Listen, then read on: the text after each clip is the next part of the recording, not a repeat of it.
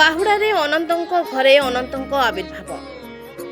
ପୁରୀ ଜିଲ୍ଲା କୃଷ୍ଣପ୍ରସାଦ ବ୍ଲକ ଶାହବାଜପୁର ଗ୍ରାମରେ ଏକ ପାଣି ଗରାରେ ଜଗନ୍ନାଥଙ୍କ ଆବିର୍ଭାବ ହେଉଛି। ଶାହବାଜପୁର ଗ୍ରାମର ଅନନ୍ତ ବାରିକଙ୍କ ଘରେ ସ୍ୱୟଂ ଅନନ୍ତଙ୍କୁ ଦେଖିବାକୁ ମିଳିଛି। ଅନନ୍ତଙ୍କ ସ୍ତ୍ରୀ ଲିଜା ବାରିକ କୁହନ୍ତି, ସବୁଦିନ ଭଳି କୂଅରୁ ପାଣି ଆଣି ଗରାରେ ରଖିଥାଏ।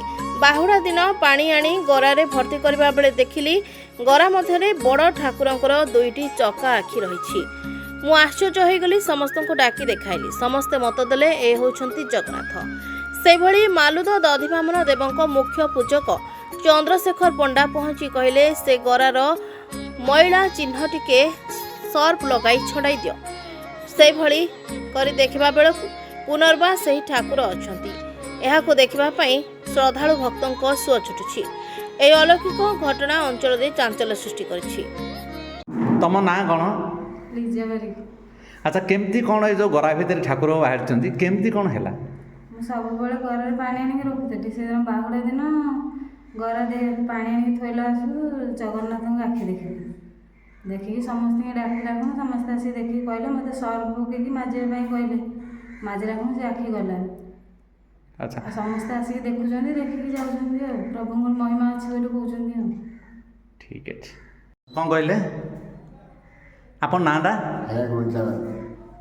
ଆଚ୍ଛା, କେମିତି କ'ଣ ଏଇଠି ଯେଉଁ ଜଗନ୍ନାଥ ବାହାରିଛନ୍ତି, କେଉଁଠୁ ଖବର ପାଇଲେ, କେମିତି କ'ଣ ଆସିଲେ ଏଇଠିକି? ଆଜ୍ଞା, ବଜାରରେ ଚା ପିଉଥିଲୁ, ଏମିତି ସବୁ ଲୋକ କଥାବାର୍ତ୍ତା ହେଲେ ଶାହବାଜପୁର ଅନନ୍ତ ବାରିକ ଘରେ ଜଗନ୍ନାଥ ଆବିର୍ଭାବ ହୋଇଛନ୍ତି।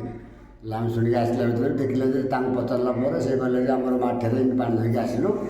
ଆସିଲା ପରେ ସେ ପାଣି ଢାଳିଲା ଭିତରେ ସେ ଭିତରେ ଦେଖିଲେ ଚକା ଆଖି ଦୁଇଟା ଦେଖାଯାଉଛି। ସେ ସବୁ ପଚାରିଲା ପରେ ଆମେ ସବୁ ଆମମାନଙ୍କୁ ଜଣାଇଲା ପରେ ଆମେ ଆସୁ ଦେଖିବାକୁ। ଆଉ ଦେଖିଲା ପରେ ଆପଣଙ୍କ ଅନୁଭବ କ'ଣ କଲେ? ଅନୁଭବ ବି ପଚାରିଲେ ବି ଲୋକ ବି କହିଲେ, ଦେଖ ସମସ୍ତେ ପଚାରିଲେ, ଆମେ ବି ଲାଗୁଛି ସେଇଭଳିଆ, ତେଜ ବି ସେଇଭଳିଆ ଆସୁଛି ଠାକୁରଙ୍କର ବି।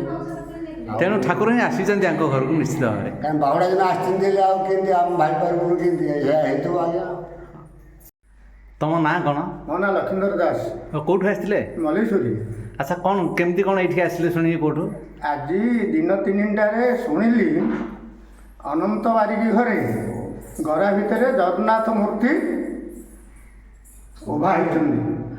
ଯେତେବେଳେ ଶୁଣିଲି ମନଟା ମୋର ଉଡ଼ିଲା। ମୁଁ କହିଲି, ସତ ଯଦି ଆମ ଗାଁ ପାଖରେ ଆମେ ଯାଇ ପ୍ରଭୁଙ୍କୁ ଟିକେ ଦର୍ଶନ କରିବା, ଯେ ସତକୁ ସତ ଆସି ପହଞ୍ଚିଛି, ଠାକୁର ଉଭା ହେଇଛନ୍ତି। କ'ଣ ଆପଣ ଦେଖିବା ପରେ କ'ଣ ଅନୁଭବ କ'ଣ କଲେ? ଅନୁଭବ ପ୍ରକୃତ ଜଗନ୍ନାଥ, ଗୋଟିଏ ମୂର୍ତ୍ତି କିନ୍ତୁ ଦୁଇ ଚକ୍ଷୁ, ତାଙ୍କର ଯେମିତି ଆକୃଷ୍ଟ, ଯେମିତି ଜଗନ୍ନାଥର ଏଇନା ଚାଲିଛି ବେଶ, ସେମିତିଆ ଜିନିଷକୁ ଆମେ ଅନୁଭବ କଲୁ। ଆଉ ଆଚ୍ଛା ଆଚ୍ଛା। ପୁରୀରୁ କୈଳାସ ଚନ୍ଦ୍ର ପଟ୍ଟନାୟକ ରିପୋର୍ଟ, ନାଉ ଓଡ଼ିଶା।